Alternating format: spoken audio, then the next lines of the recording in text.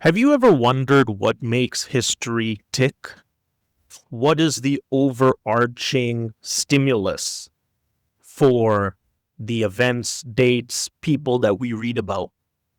Is history just the biography of a madman? Or is it something predictable? Is it something that has causation? And this is something that has engrossed my imagination ever since I've become obsessed with historical figures. And maybe you've thought about it as well. And we are in good company because some of the greatest minds in history have pondered about history. And more importantly, what makes history tick? What is the fundamental stimulus that keeps everything going? And there are many theories of historical causation. There are approximately 6 that modern academics or historians gravitate towards. There's one, however, that was very popular until 100 years ago, all the way from Thucydides, who's known as the first historian, to about 100 years ago. This one theory of history was the predominant theory. This is the one that everybody followed, that every great historian believed in. However, it's fallen out of favor, and in its place, there's been other theories which we'll discuss.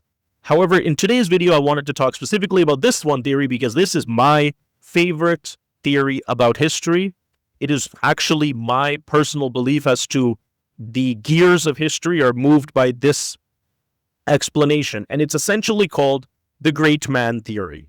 And as the name insinuates, it purports that all of human history is driven by the actions of a few highly influential individuals. It's called great man theory, but it could also be called the great woman theory because it's not really about who's the great man or what type of person is the great man. It's that they are a great man. And it essentially accredits these once-in-a-generation characters that come along that absolutely disrupt the society and the civilization that they're born into in such a way that they change the trajectory of history. And it's essentially saying that all of history is because of these people. Now, this theory was popularized first in its kind of modern formation by a guy named Thomas Carlyle, who was a Scottish philosopher in the 1840s. And he was very obsessed with heroes, this hero archetype that he kept finding in the historical canon. He kept seeing these people that would emerge out of seemingly benign circumstances sometimes to go on and shape the course of their existence to the point where we name literal eras after these people. The Napoleonic era, for example, right? Literal entire segments of human history are named after some of these people. And so he wrote a book, multiple books, but one of his great books is called Heroes and Hero Worship, where he ordains that there are 6 types of great men, and that these great men are the fulcrum on which history turns, and they are the gasoline which powers the flames of history. One of his best quotes, which I really is, "The history of the world is but a summary of great men." He also invites all of us who may not be great men, or may not even aspire to be great men, to learn about these people, because by learning about their trials and tribulations, their successes and failures, you uncover something fundamentally true about your personal struggle or desire for greatness. And Thomas Carlyle will state that's an enriching experience. And so he would go on to elaborate this in great detail and look at all of the different people that have influenced history and say that, and he really popularizes theory. And just to be clear, by the 1840s, I would say from Thucydides, even before Thucydides in some cases, but let's just say from BC, 500 BC, 300 BC until 1840, Every major person, every major historian wrote like this. They just didn't call it a theory. Thomas Carlyle did, and that sparked a debate. That debate would essentially culminate in the 20th century and most people abandoning this. But I'll tell you why I like it, and I'll tell you some fair criticisms of the theory as well as some great defenses of the theory. So the reason I love this theory, the reason I believe in it so fundamentally is because when you look at these characters, that great men, now we can debate who these people are. I may put some people on the list. You may not put those people on the list. That's irrelevant, to be honest, to this theory or to the notion of this theory. But the thing is, when you look at these people, they are so disproportionately impactful. And if it was something other than these great men that drove history through into the next phase, you would be able to theoretically compute that, hey, we could just replace these people with enough other people to compensate for their talents and the world will just move on. In other words, you can replace the genius with a larger quantity of lesser geniuses and it would equate the same thing. And that underpinning has breached other theories that compete with this. It's just not true. If you look at any of these people, let's use Napoleon because I've already used him. I think he's like the quintessential kind of great man where people talk about in this concept. He's not the top of my list. One day I'll reveal my list, but he's not the top, but he definitely would belong on the list. You look at Napoleon, how many soldiers equals a Napoleon? First of all, it should be one, but it's not. It's not even probably thousands. France could have afforded, and they did, lose thousands of people at the hands of Napoleon's guidance, and it didn't matter. So as long as they had him, he would drive by force of will and a lot of circumstances around him that he was able to galvanize, cultivate, to push forward his agenda. We may not like his agenda, but he pushed it forward. He pushed it forward above and beyond thousands of people that could have compensated for his position. How many scientists equal an Einstein? How many poets equal a Shakespeare? Is it 1? Is it 500? Is it 10,000? It's probably more than that. And that's what makes me believe that these characters are indispensable. They're not inevitable. It could have been another Napoleon. I'm just saying it had to be somebody like that. Somebody had to fill that void, right? History loves a vacuum that has to be filled by these people.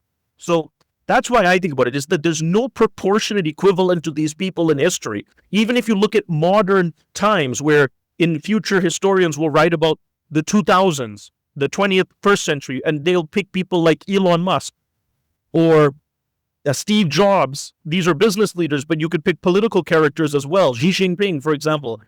How many entrepreneurs or people equal an Elon Musk? It should be one. It's probably greater than 10,000. And that's what makes me think that the great man theory is absolutely what pushes history forward. And I'm not saying that there are not trends and forces, economic conditions, environmental conditions, the race toward freedom. There's so many. There's merits in the arguments that the other theories of historical causation espouse, but I don't think any of that happens. I don't think we get it moving and shaking without the great men theory. So let me now tell you what the kind of quintessential argument or criticism of the great man theory is. And first, it was articulated by a contemporary of Thomas Carlyle. His name is Herbert Spencer, who was a contemporary philosopher, writer, and he really pushed back on Carlyle's theory. And his fundamental point was these great men, we may read about them, but they're just the product of the social environment. How could you possibly separate them from the environment that created them? And therefore, they're not the catalyst that moves history forward. They're just the edge node or the first person over the mountain or whatever you want to call them. But they owe their success or failures or abilities to this greater societal framework from which they come. And this is by far the basis of most of the other theories of historical causation, which we'll go into. And And that's fine. I think there's some merit here. I really do some of his quotes from his writings. One quote I'll read to you right now, which is, you must admit, he's speaking like in direct response, like a rap battle back to Thomas Carlyle. And he says, you must admit that the genius of a great man depends on the long series of complex influences which has produced the race in which he appears and the social state in which that race has grown. Before he remakes, his society must remake him. When put that eloquently, that was great flair for writing, but when you put it that eloquently, it makes sense. Even the greatest of disruptive forces, Genghis Khan, Julius Caesar, they're nothing but products of their environment, and hence this was going to happen anyway in this fashion because the void of history would have filled it, and people were headed toward that direction. These guys really didn't do much to change that. I disagree, and more than me disagreeing, there's the greatest defense of the great man theory came from William James. Now, if you don't know William James, you should definitely go check him out. He is probably the greatest American philosopher. That might be an argument there, but he's definitely one of the first. He's the first person to teach psychology in an American university. He's a brilliant writer, of a sharp intellect, kind of a difficult person to grapple with because of how smart he is. And he loved the great man theory, and he rebuked Herbert Spencer's criticism of it. And I think William James actually put forth a more articulate example of why the great man theory is accurate, even better than Thomas Carlyle, who invented it.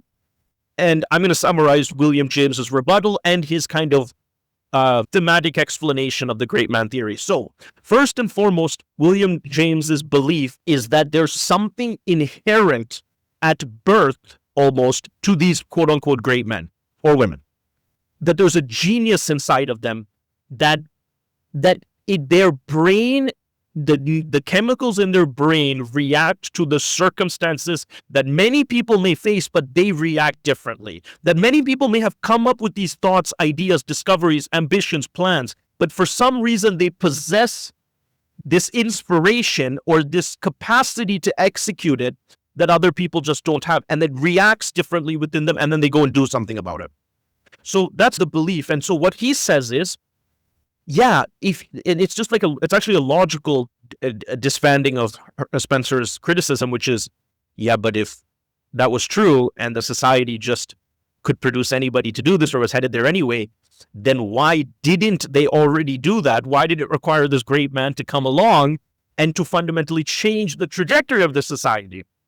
And that actually is really interestingly intertwined with William James's defense. His proposition is that it goes like this, that there are these genetic anomalies in these people, their brain is different, their brain pushes them in different directions, and that they cannot even contain themselves. They have to express, for good or bad, for positive or negative outcomes, they have to express this genius into the world.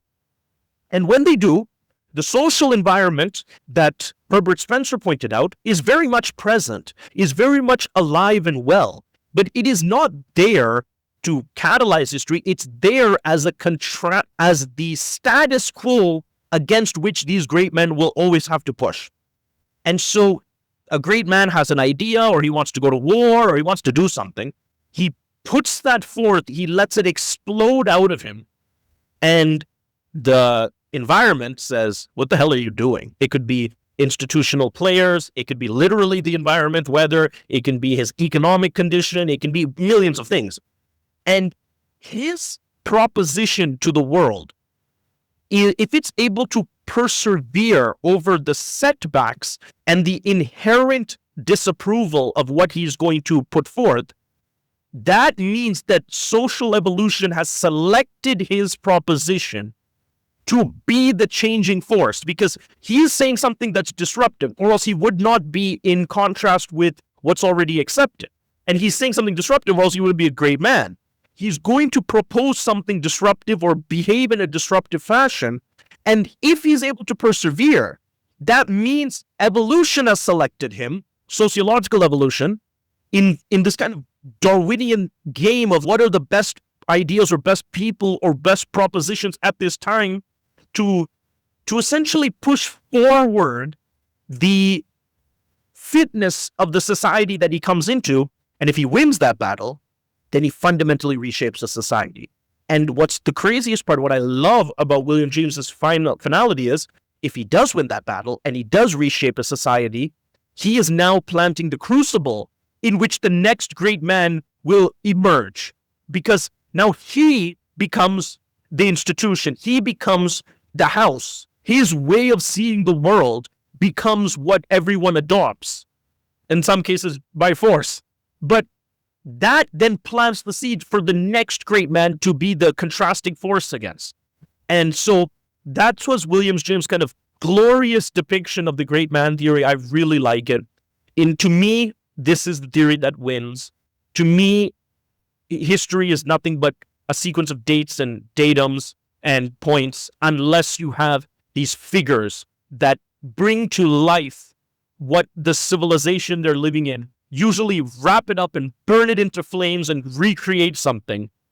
And we will be covering in following videos the other theories of historical causation. But I wanted to share my admiration for the great man theory. And I do believe that if you're studying history and you take it as in this format, you will have a really enriching experience. There's a reason why the vast majority of classical historians thought this way, because it's not only interesting, it's empowering.